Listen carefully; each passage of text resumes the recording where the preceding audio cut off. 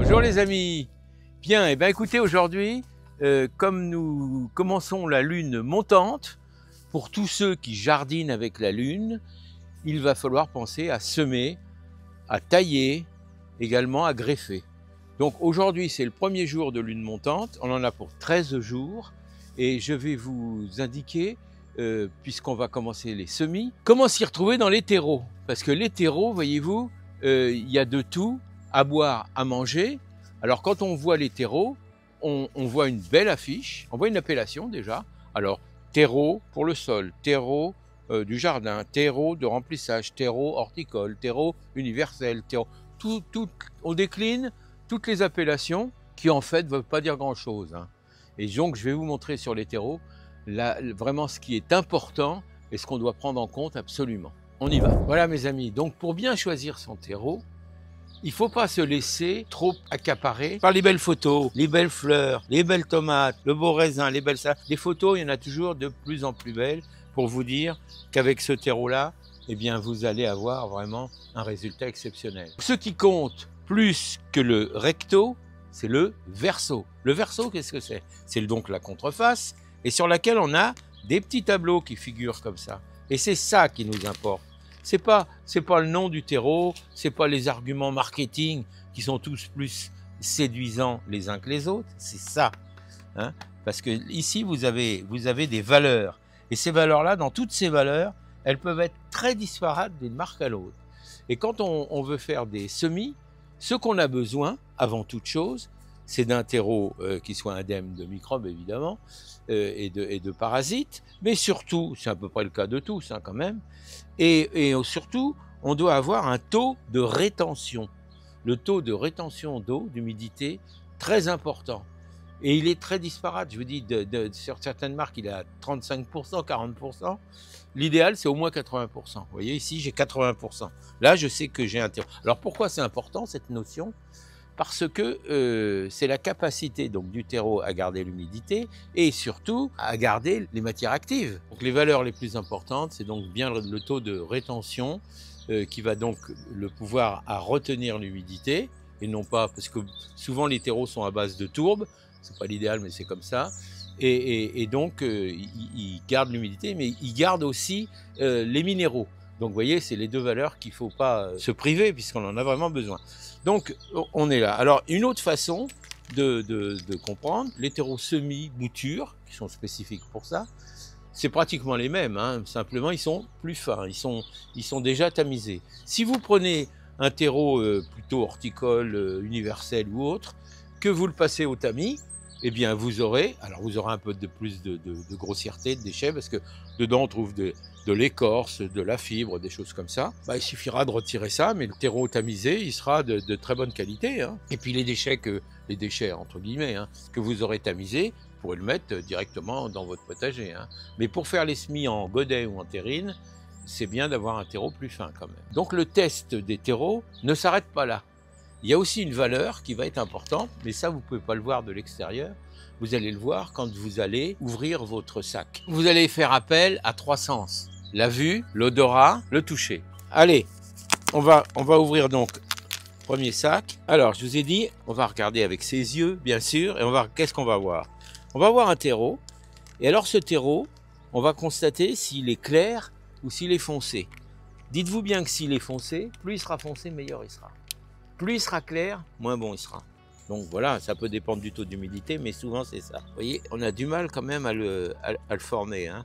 Vous voyez, là, normalement, il est peut-être pas tout à fait assez humide, mais il devrait être plus compact que ça. Bon. Alors là, ils sont bons la forêt, ils sont bons, il est parfait. Si vous sentez, s'il sent mauvais, s'il est clair, c'est pas un bon terreau, je vous le dis tout de suite. Alors après, il y a les valeurs qui sont indiquées derrière, mais ça, c'est des paramètres humains qu'on peut voir facilement. Donc vous voyez, on va faire ça. Donc on pourrait l'utiliser tel quel. Et là, on va tamiser, vous voyez. Alors on va avoir quelques déchets ici, mais c'est pas bien méchant, parce que c'est des déchets qui sont utiles pour pailler éventuellement le potager. Voilà. Donc ici, on va avoir un terreau qui va être beaucoup plus fin. Et là, on peut l'utiliser pour les semis. Un autre élément que vous devez prendre en compte, c'est le pH. Alors, il est indiqué aussi sur les sas, le pH, vous le savez, c'est le taux d'acidité du sol. Donc, un pH correct, il doit tourner autour de 7, entre 6, 8 et 7. Ici, vous avez le pH qui est là. Vous voyez, il est à 6,2. Donc, 6,2, c'est correct. Sur l'autre, ici, il est à 6,8. Bon, les deux valeurs sont bonnes, hein, de toute façon. Tout ça, ça correspond à des normes précises. Et on vous dit déjà ce qu'il y a dedans. Du sphène, de la fibre de bois, du fumier de cheval, compolté, des algues. On a une mixture qui est tout à fait adaptée pour les futures racines de nos nouveaux plants. Donc je vous l'ai dit, ceux qui jardinent avec la lune pensent qu'il faut semer à partir d'aujourd'hui pendant 13 jours. Donc ceux qui ne suivent pas ce précepte, eh bien, ils font comme ils ont l'habitude. L'idéal, c'est de faire un peu les deux. Moi, j'ai déjà fait des semis. Je vais en refaire dans la période pour comparer un peu les résultats des deux. C'est très contesté et beaucoup de gens disent oui, moi c'est avec la lune, moi c'est sans la lune. Certains disent je dois semer au moment de la nouvelle lune. C'est des observations de chacun. En lune montante, tu sèmeras et tu grefferas. Donc ceux qui sont adeptes de ces principes le font, d'autres ne le font pas. Quand on recherche un petit peu, on s'aperçoit que le contraire est également affirmé en disant ne pas semer ni ne greffer en lune montante. Alors je ne sais plus ce qu'il faut en penser, je teste les deux pratiques et puis je vous en rendrai compte, hein, évidemment. Il y aura aussi deux autres valeurs qu'il faudra bien prendre en compte, c'est la matière sèche sur la matière et la matière organique par rapport au produit total. Donc vous voyez, le pourcentage de matière organique de la matière sèche, il est de 75%. C'est quelque chose de très intéressant. Et la matière sèche en pourcentage du produit brut, 40%. Et sur l'autre terreau ici, qui est un terreau universel d'une autre marque, là, il est dit que la matière organique sur la matière sèche représente 70% et la matière sèche sur le produit brut, 40%.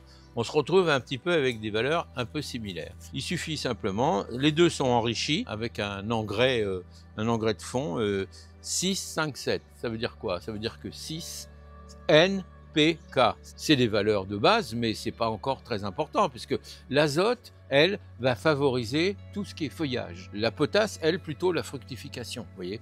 Donc, mais au moment où on sème, on n'a pas besoin d'un grand taux de potasse, on n'est pas du tout au moment de faire fructifier. Par contre, quand on sera en cours de route de la production, eh bien, on fera des décoctions de prêle, comme je vous avais déjà dit, mais on en refera, et on arrosera, par exemple, les tomates, au moment où elles vont commencer à se former, elles auront un grand besoin de potasse. Tous les légumes fruits en général, la tomate étant un légume fruit. Pour les légumes feuilles, ce sera plutôt de l'azote, salade, etc. Vous voyez. Donc, tout ça, on y revient au moment où on va passer. Pour l'instant, on est au semis, donc on va faire nos semis, on va essayer de les réussir. Si vous avez des questions, bien entendu, qui concernent le sujet, eh bien, vous n'hésitez pas à vous me les poser sur le site. Et comme d'habitude, je m'engage à vous y répondre. Alors, bon courage, mes amis, et puis à très bientôt.